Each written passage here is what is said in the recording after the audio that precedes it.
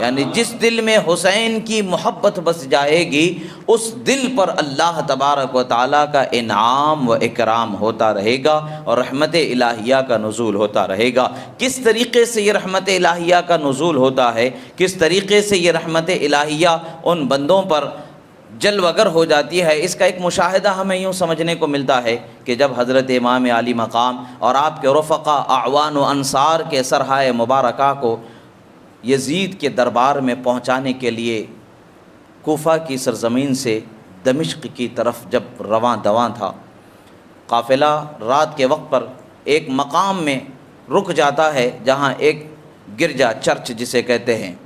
بنا ہوا تھا، اس کے سامنے کچھ میدان تھا، وہاں پر قیام کیا جاتا ہے، رک جاتے ہیں۔ رکنے کے لیے مسافروں کے لیے ٹھہرنے کے لیے کچھ انتظام تھا وہاں پر، تو وہ لوگ رک گئے۔ شاہ عبدالعزیز محدث دہلوی رضی اللہ تعالی عنہ نے یہ لکھا سر الشہادتین میں کہ وہ نبیذ پی رہے تھے، مگر امام ابن کثیر نے یہ لکھا کہ یشربون الخمر، انہوں نے لکھا کہ وہ شراب پی رہے تھے۔ بہرحال وہ اس وقت پر سکون سے، فرحت و شادمانی سے، اپنے اس کیے پر کسی پچھتاوے کے بغیر کھانے پینے میں مشغول تھے، اور اہل بیت اطہار کی پاک باز خواتین کو زنجیروں سے جکڑ رکھا تھا، سرحائے مبارکہ کو نیزوں پر لگا رکھا تھا۔ جب اس پادری کو پتہ چلا، اس نے سوچا کہ یہ کون لوگ ہیں۔ جب اس نے پوچھا کہ آخر یہ کن سروں کو لے جا رہے ہو، یہ کن قیدیوں کو لے جا رہے ہو، کہاں جا رہے ہو، کہا کہ حکومت کے باغی تھے، باغیوں کو قتل کیا گیا اور باغیوں کے سروں کو لے جایا جا رہا ہے، اور باغیوں کے گھروں کی عورتیں ہیں ان کو قیدی بنا کر کے لے جایا جا رہا ہے۔ اس نے پوچھا کہ بھائی یہ ہیں کون، ان کا عطا پتہ کچھ ہے کہ نہیں ہے؟ جب ان کو بتایا گیا کہ یہ حسین ابن علی، حسین ابن خاتون جنت فاطمہ زہرا بنت محمد رسول اللہ صلی اللہ علیہ وسلم ہیں، وہ حیران ہو گیا، لرز گیا۔ اس نے کہا کہ بھلا کوئی اپنی نبی کے اولاد کے ساتھ ایسا بھی سلوک کرتا ہے؟ اس سر امام حسین کی عظمت اس کے دل میں جلوہ گر ہو گئی،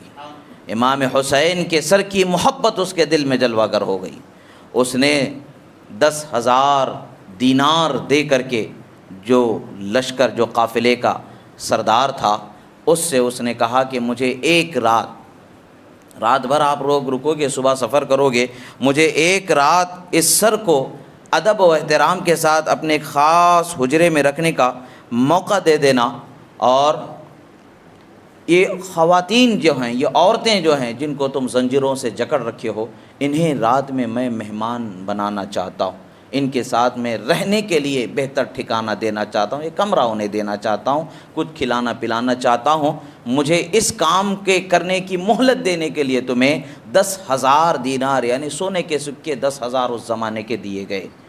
وہ تو تھے ہی درہم و دینار کے بندے، وہ تو دولت کے ٹکڑوں کے لیے جب انہوں نے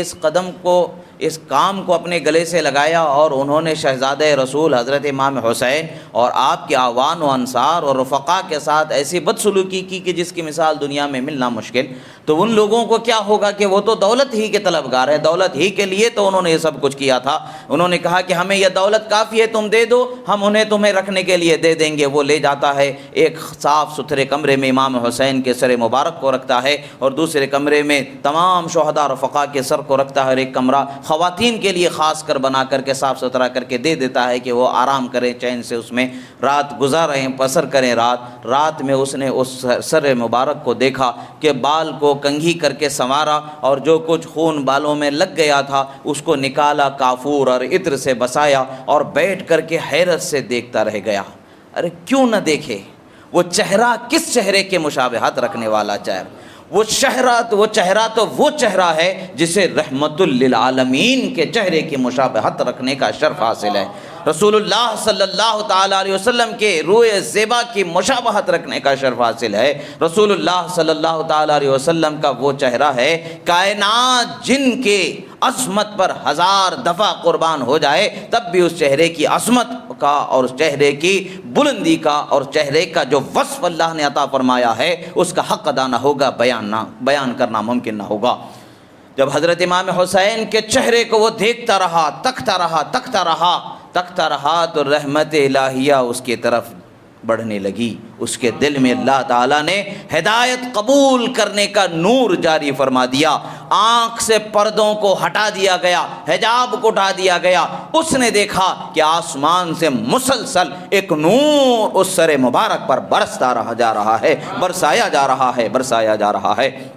جب اس نے اس نور کو اس سر مبارکہ پر برستے ہوئے مشاہدہ کر لیا، دیکھ لیا، تو اس کے زبان سے بے ساختہ لا الہ الا اللہ محمد الرسول اللہ جاری ہو گیا اور کلمہ پڑھ کر کے اسلام قبول کر لیا۔ اسی لیے تو شاعر نے کہا ہے کہ ملے گی جنت پیے گا کوثر اسی کو محشر میں چین ہوگا، ملے گی جنت پیے گا کوثر اسی کو محشر میں چین ہوگا، نبی محبت کریں گے اس سے جس کے دل میں حسین ہوگا۔ نبی اکرم صلی اللہ تعالیٰ علیہ وسلم کی نظر رحمت جب ان پر ہو جاتی ہے، وہ قلوب مبارکہ بن جاتے ہیں جن قلوب میں اہل بیت کی محبت کو بسا دیا جاتا، اور وہ اسلام سے اس کا رشتہ نہیں تھا، لا الہ الا اللہ محمد الرسول اللہ اس کلمے سے اس کا رشتہ نہیں تھا، اللہ کے کلام قرآن مجید سے اس کا رشتہ نہیں تھا، اللہ کے رسول کی احادیث مبارکہ سے اس کا رشتہ نہیں تھا، مگر اس نے رشتہ بنایا تو صرف اور صرف امام حسین کے سر مبارک کی محبت سے اس نے رشتہ بنایا، تو اللہ تبارک و تعالیٰ نے اسے ہدایت کا ایسا چشمہ عطا فرما دیا کہ اسے آنے والی نسلوں تک قیامت تک کے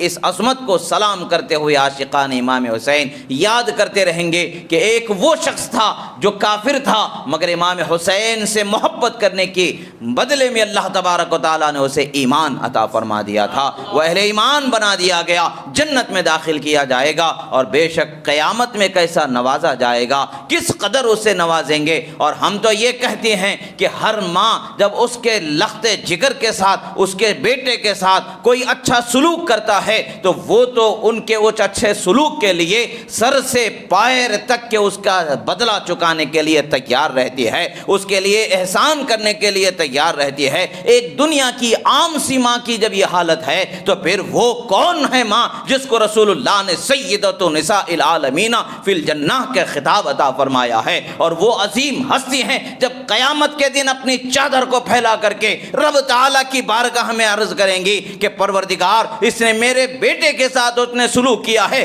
آج اس شہید بیٹے کی ماں تیری بارگاہ میں چادر پھیلایا ہے، اسے بدلہ عطا فرما۔ تو کتنا بدلہ عطا کیا جائے گا، کیسے نوازا جائے گا، قیامت کا وہ دن پورا ختم ہو جائے گا مگر اندازہ نہیں لگایا جائے گا کہ کیسے بدلہ چکایا جائے گا۔ اللہ تعالیٰ کی بارگاہ سے وہ نعمت انہیں ملنے والی ہے۔ یہ ہم تصور میں کہتے ہیں کہ اگر ایسا معاملہ ہو جائے تو کیا ہوگا، اور ان کریم ہستیوں سے ایسا تو بعید نہیں کہ احسان کرنے والوں کے ساتھ